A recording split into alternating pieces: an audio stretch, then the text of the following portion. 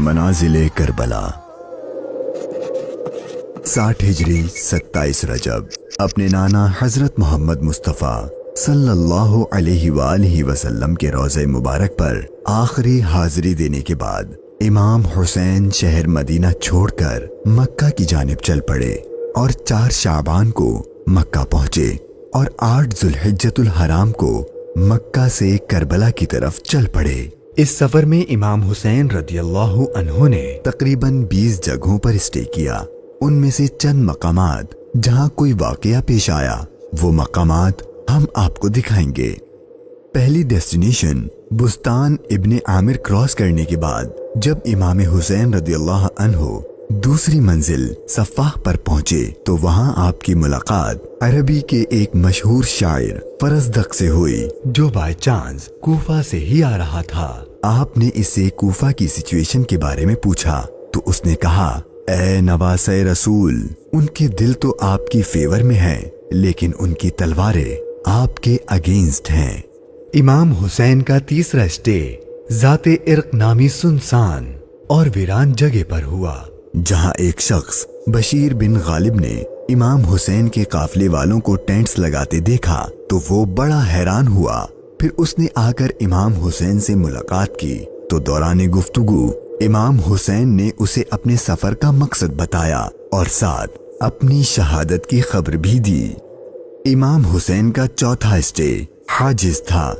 اس مقام پر آل رسول نے کچھ دیر آرام فرمایا اور امام حسین رضی اللہ عنہ نے کوفہ والوں کے لیے ایک خط لکھا اور اسے حضرت قیس کے ہاتھوں کوفہ والوں کو روانہ کیا۔ 5ویں منزل بعض العیون اور 6ٹھی منزل خزیمیہ کو کراس کر کے امام عالی مقام جب 7ویں منزل زرود پر پہنچے تو آپ کو زہیر بن القیس نامی شخص ملے جو کہ حضرت عثمان غنی کے قریبی لوگوں میں سے تھے اور حج ادا کر کے آ رہے تھے۔ اس نے جیسے ہی امام حسین سے ملاقات کی تو اس نے اپنے گھر جانے کے بجائے امام حسین کا رفیق سفر بننے کو پریفر کیا۔ 8ویں منزل صالیبیہ پر ایک غمناک امام حسین کے انتظار میں تھی۔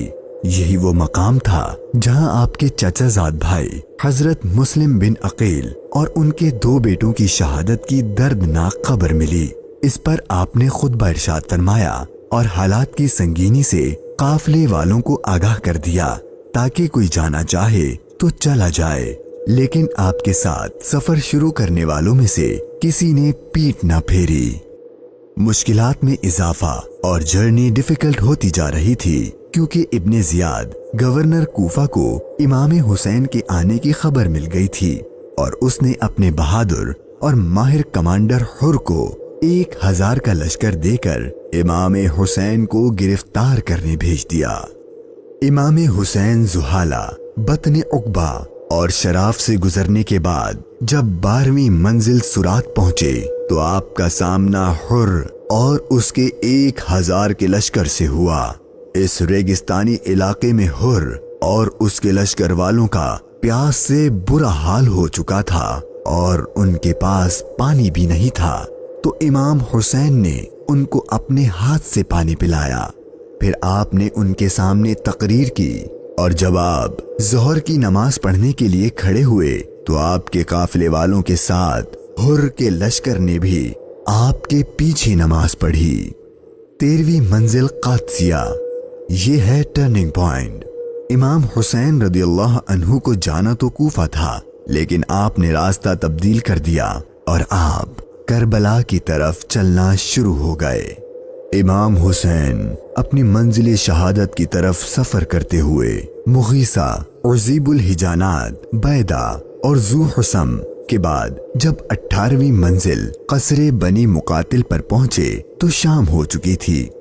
آپ نے رات یہیں گزاری اور صبح جب امام حسین یہاں سے روانہ ہوئے تو آپ کی زبان پر انا للہ و انا الیہ راجعون کے کلمات جاری تھے۔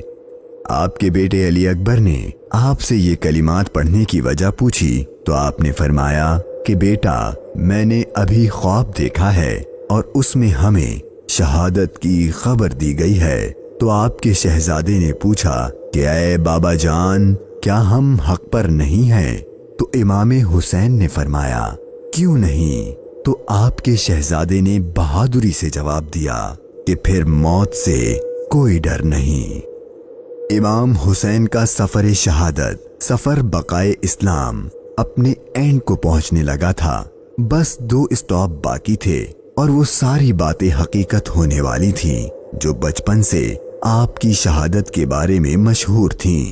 امام حسین جب اپنی سیکنڈ لاسٹ منزل نینوا پر پہنچے تو آپ کی آنکھوں کے سامنے بھی وہ سارا منظر گھومنے لگا جو آپ اپنے والد سے سنا کرتے تھے۔ ابھی امام نے تھوڑا ہی فاصلہ طے کیا تھا، ایک ریگستان میدان نظر آیا اور ابھی وہ سارا قیامت خیز منظر آپ کی نظروں میں گھوم ہی رہا تھا کہ ہر اپنے لشکر کے ساتھ ایک بار پھر آپ کے سامنے آ گیا اور اس نے بتایا کہ گورنر کوفہ ابن زیاد نے مجھے خط دیا ہے کہ آپ جس جگہ پر ہوں وہیں آپ کو روک لوں اور آپ کو ایک ایسی جگہ پر ٹھہراؤں جہاں پانی وغیرہ کچھ بھی نہ ہو۔ اور بالآخر آپ کا سفر اپنے اختتام کو پہنچا اور 2 محرم کے دن ابن زیاد کے حکم پر اس چٹیل ریگستانی میدان میں پورے قافلے اہل بیت نبوت اور ان کے اصحاب کو اس 1000 کے لشکر نے روک دیا۔